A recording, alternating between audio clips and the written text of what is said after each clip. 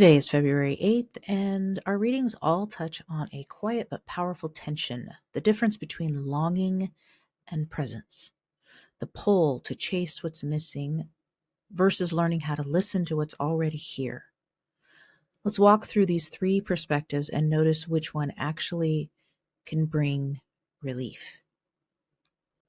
Hi, I'm Candy. I'm a hypnotherapist who's deconstructing from evangelical Christianity, and I know how mindset shapes our behavior. So in this series, I'm going to share my daily reflections from three different devotionals. The Book of Awakening by Mark Nepo, and that one's a little more spiritual, non-religious. Also, Jesus Calling by Sarah Young, which is a very modern Christian approach. And My Utmost for His Highest by Oswald Chambers, which is a very classic Christian angle. My goal is to help you see how each one of these devotionals or these day books might shape your mindset a little differently. And if you're into that kind of reflection, please like and follow for more. Let's get started. For February 8th in the Book of Awakening, Mark Nepo talks about how we all kind of have this lust or this longing for what we don't have. I've experienced this. I'm sure you have too. It's almost like FOMO, just this fear of missing out. Like you got to do everything and you always feel like you're not doing enough. You always feel like there's something more to not, I don't know if it's to make you, yeah, it's like there's like a carrot dangling in front of you. I'll feel content when I have this, or I can do this, or I have this skill or this object or whatever it is, this experience. And it's part of the human journey is kind of figuring out that you can't have it all, nor do you need to. You don't need to have every experience, because even one experience that's really felt, that you really connect with, can fulfill, bring satisfaction to that desire to be loved, to be seen and known. And I've had experiences like this throughout my life. And I think the more self-aware I become, the less I need. I have this longing for something. I feel like, honestly, when I was steeped in evangelical Christianity, I felt this really quite a bit. And Jesus was supposed to be the solution to everything. And yet I always felt like I was missing something. I don't know what I was chasing, to be more holy. And I didn't know that it was a thing, that something that humans struggle with. I just felt like I was missing something. And I'm not saying I don't still feel that sometimes. I do. And part of it can be that ADHD brain that I have, that, it's looking for the dopamine hit. And so I have to learn how to work with my brain without listening to every impulse that it, cranks out. So I just thought this was an interesting one. It can bring some comfort to just stop chasing, be in the moment. There's a lot of things I want to do that I don't know if I'll ever get to do in this lifetime. And it's okay. It's okay. I want to feel joy, peace, kindness. I want to be able to be kind. I want to be loving. I want to feel love.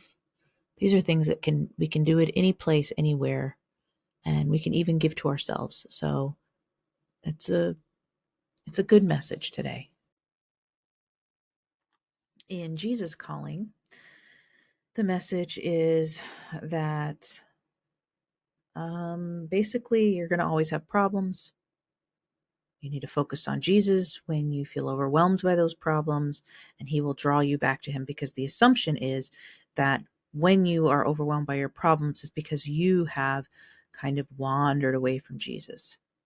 So that is not necessarily said explicitly, it's implied, but we imply things from there where the holes are in the language. You can imply that if He has to draw you back to Himself because you're overwhelmed in your problems, that means in some way you wandered away or He wandered away from you, right? And I know Christians would say Jesus doesn't wander away from you. You wander away from Him by getting into sin or doing things you're not supposed to do, going places you're not supposed to go. And this message, I know that it's meant to bring comfort, but focusing on Jesus when you are overwhelmed with problems. See, as I work with clients who are overwhelmed for that, first I teach them to listen to their own body. Listen to what their body is telling them. Sometimes they're taking on things that they do not need to do. They are doing things that are meant for others to do, but they feel compelled to pick up things. I'm guilty of this. I do this sometimes. Like, I stress myself out doing things for my kids that my kids need to do for themselves. And in doing that, I think, in my head, it's easier, or it makes me a good mother because I'm doing this, but I'm teaching them to rely on me rather than to learn how to rely on themselves and to feel that self-confidence that comes from doing things for themselves. And I've had to learn that over and over and over again. So, but if I were to just focus on Jesus, I would just continue probably to do what I felt like I had to do because of what was preached at me.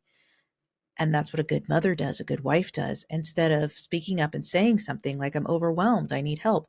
I remember kind of 10, maybe 15 years into our marriage, probably about 10 years in, I was overwhelmed because I was doing absolutely everything besides making the money. I was staying at home and I was homeschooling. We had 5 children, and my husband, he was working like 2 jobs because we were taught like he needs to be the only breadwinner. And we were in fundamentalist Christianity, and I needed to be staying at home and keeping the house and taking care of the children and homeschooling the children, which is even superior. That's the way it was taught to me. So I was trying to be the best mother and wife, and it was so overwhelming just trying to stay on top of everything, meal planning and paying the bills and getting the groceries and staying on top of laundry and the housework and the kids' work. And I was exhausted. And I remember one time just writing everything out on a piece of paper. I just brain dumped everything I do. And it just filled that paper. Every nook and cranny of that paper had something on it as my brain just began to dump all the things I was doing. And I went out with my husband for dinner, and I slid the paper across the room to him, across the table. And I said, I need you to take some of this. I cannot keep doing all these things. And yes, he was working. And some people might say, well, he's working 2 jobs. Yeah. Guess what happened? We changed some things. I began working part-time. He began taking on like the grocery shopping, the bills. He began to do the budget, and pay the bills. And at first it was rocky. I was nervous about I was nervous that the bills wouldn't get paid, that he might forget. And he didn't. He might have made a few mistakes at the beginning, but he figured it out, and he still does the bills to this day. Um, we go grocery shopping together. It's much more balanced now. And I work. So we figured out what would work for us. We're just trying to fit those roles. And if we would have just said, oh, we'll just focus on Jesus, we would have focused on what the church has taught the roles are instead of actually working on solutions to our problems. So I don't agree with this advice on the Jesus Calling book because it can be taken in ways that are actually harmful rather than um, really getting to the root of the problem. And in my utmost for his highest today, it's basically talking about sanctification. So I know when I was a fundamentalist Christian, I was taught that you have salvation and then you have sanctification, which is the process until your death. And then you have glorification, which happens after your death. So that's when you're made really perfect. Salvation is just the beginning of the journey. Now you're on this journey to become more and more holy, more and more set apart, basically follow the rules better, and supposedly have more fruits of the Spirit, though I think those were manufactured and it was made to look like um, love, joy, peace, patience, kindness, goodness, gentleness, and self-control, but we really didn't have it because I feel like it's been since I've left Christianity and really done inner work and stuff that I actually have the fruits of the Spirit naturally coming out of me, and they grow and increase all the time.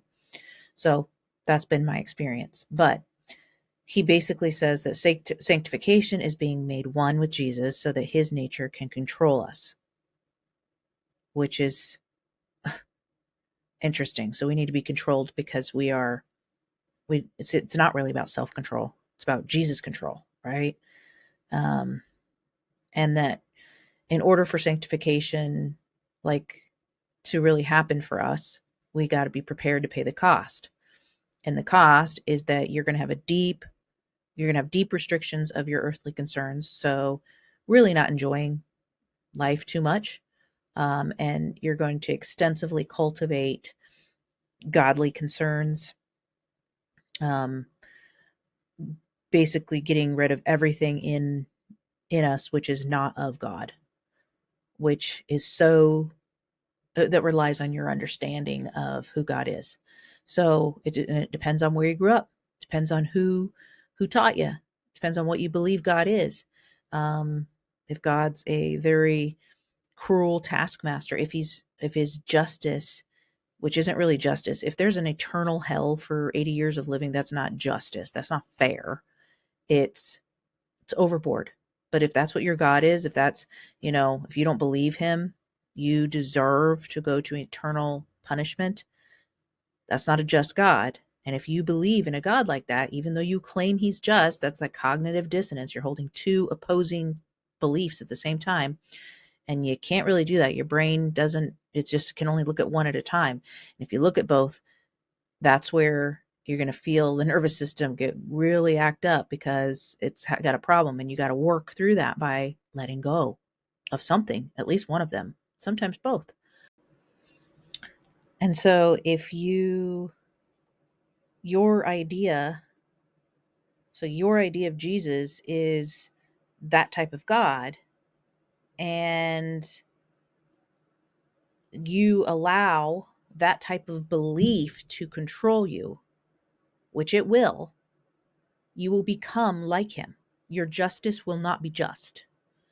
This is just so, it's based in your beliefs. It is not based in God and who God is or any of that. It's based in your beliefs of who God is. So that sanctification becomes, I believe God is this is his type of justice, is just overbearingly cruel. If you don't believe me, like Santa Claus, if you don't believe in Santa Claus, you get coal in your stocking. If you don't believe in Jesus, well, you're going to eternally be tortured. That's just, they even had, Kirk Cameron actually came out, was kind of questioning it and kind of not siding with eternal torture because it seemed more loving. And what happened is, like, they all turned on him. And I think he might have retracted what he said. So instead of following truth, he went back to that. He counted the cost of his sanctification. You got to believe it regardless. And it's not really what truth is. It's based in what he's been taught. So these are all the books for today. I think there was some really good points in the Book of Awakening that I will take with me. The other two, I remember those ways of thinking, and I don't think that they are healthy or good for anyone, but it's your life. You get to choose what you do with it. I hope that you choose something that's good for you and those around you today. Have a great day. Remember, you get to decide what you devote your thinking to today. You might not be able to control every thought that comes in, but you can definitely decide what you entertain. And whether it comes from something I've said today or something completely different, choose wisely and set an intention that truly benefits you and those around you. And if you found any value here today, don't forget to like and follow. Thank you for joining me on this journey, and let's keep our minds on what helps us love ourselves and each other a little bit better every day.